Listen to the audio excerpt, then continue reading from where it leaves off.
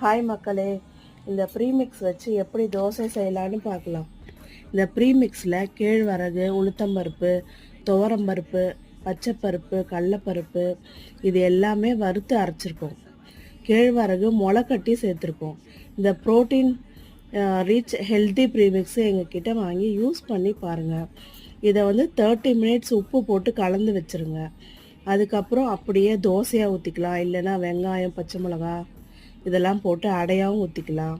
அப்படி உங்களுக்கு இன்னொரு வெரைட்டியாக பண்ணால் மசாலா தோசை, ஊத்தப்பம், குழிப்பணியாரம் இதை மாதிரி அதை மாதிரியும் ஊற்றி சாப்பிடலாம். இந்த வீடியோவில் ஃபஸ்ட்டு செஞ்சது சாதாரண தோசை, அடுத்து செஞ்சது அடை தோசை. உங்களுக்கு பிடிச்ச மாதிரி செஞ்சு சாப்பிடுங்க. ட்ரை பண்ணி பாருங்கள்.